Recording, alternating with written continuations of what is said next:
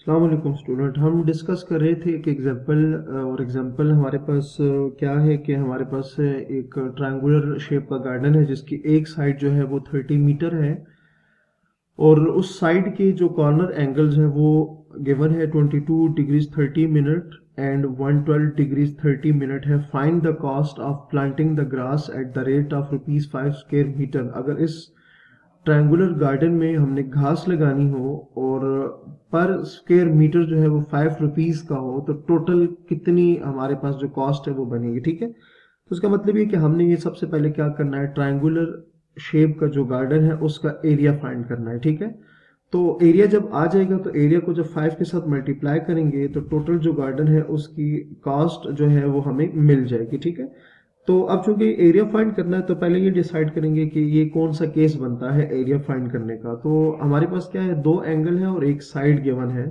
तो केस कौन सा बनेगा, दो एंगल और एक साइड वाला जो केस है हम इसमें वो डिस्कस करेंगे कि एरिया फाइंड करने के लिए। ठीक हो गया, तो सबसे पहले क्या करेंगे कि एक ट्रायंगल बना लेते हैं ताकि हमें थोड़ा सा क्लियर हो जाए। लेट्स से कि जो ट्रायंगुलर शेप का गार्डन है वो कुछ इस ट्रायंगल की फॉर्म में है। ये हमारे पास आ गया ट्रायंगल।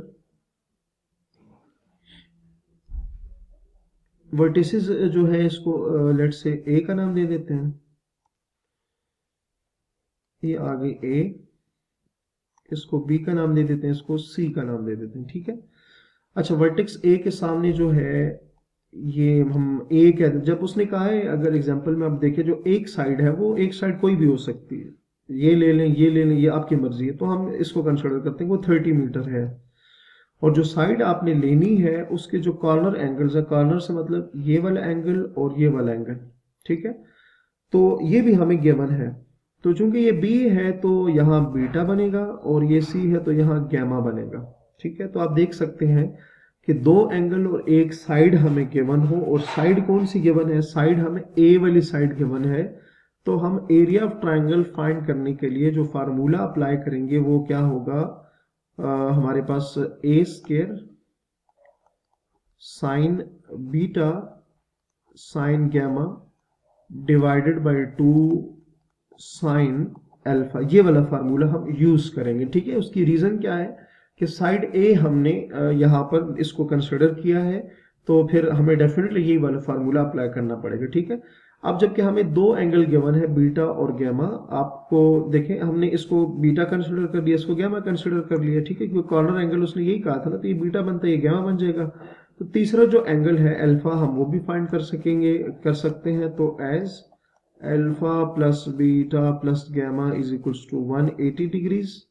अब चूंकि अल्फा की वैल्यू हमें चाहिए तो बाकी जो गिवन एंगल्स हैं वो राइट साइड पर शिफ्ट कर देंगे।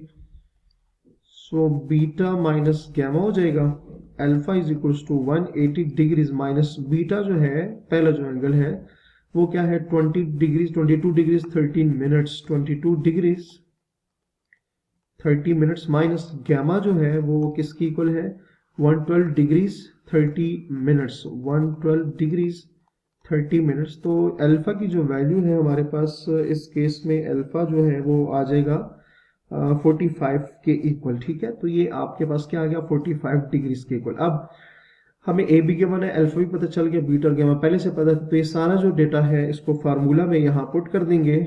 लेट्स से इसको मैं 1 का नाम दे देता हूँ, तो आप इजीली कह सकते हैं कि पुट गिवन वैल्यूज गिवन, या सिंपल वैल्यूज चले लिख देते हैं, given put values in equation number 1। Equation number 1 था delta is equals to A square, तो ए की वैल्यू तो हमारे पास 30 है। आपको यहां से क्लियर हो रहा होगा कि ए की वैल्यू क्या है 30।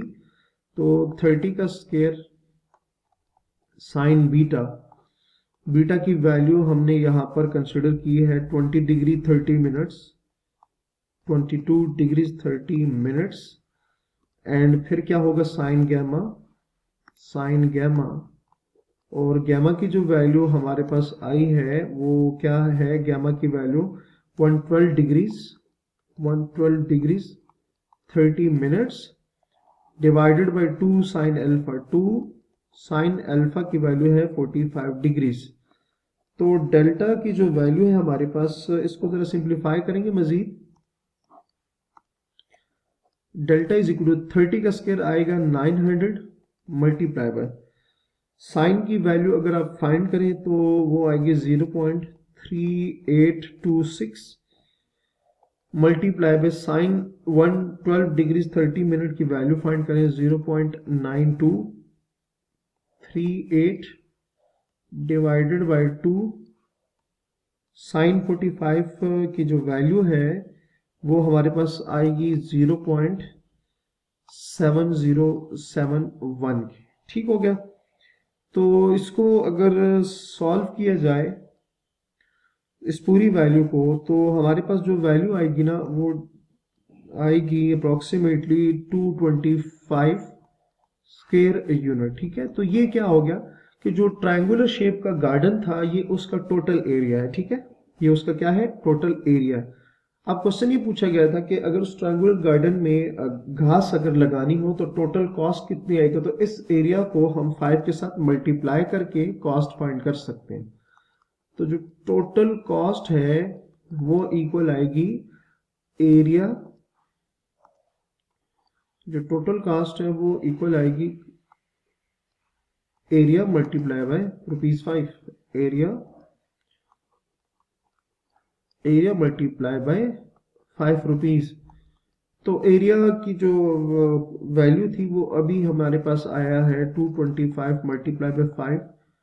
तो जो टोटल हमारे पास आएगी ना वो है 1125 रुपीज। ठीक है, तो उस ट्रायंगुलर शेप का जो गार्डन है उस पे अगर हम घास लगाएं तो ₹5 पर स्क्वायर मीटर, तो हमारे पास जो टोटल कॉस्ट आएगी वो क्या आएगी 1125। तो ये हमारे पास क्या आ गया, टोटल जो है वो कॉस्ट, ठीक है, आ गई है। ठीक है, तो स्टूडेंट इसमें इसी के साथ जो है हमारा जो एरिया ऑफ ट्रायंगल का टॉपिक है वो भी हमारा कंप्लीट हो गया, जिसमें हमने डिफरेंट जो केसेस है वो डिस्कस किए।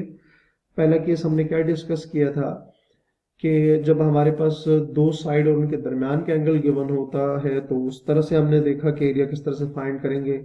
फिर उसके अलावा हमने दूसरा केस डिस्कस किया जिसमें दो एंगल और एक साइड अगर गिवन हो तो उसका एरिया किस तरह से फाइंड करेंगे वो हमने सीखा। और लास्ट पे हमने जो केस था, केस नंबर 3, वो डिस्कस किया जिसमें अगर ट्रायंगल के तीनों साइड्स आपको पता चल जाए तो उसमें फिर किस तरह से एरिया ऑफ ट्रायंगल जो है वो फाइंड किया जा सकता है।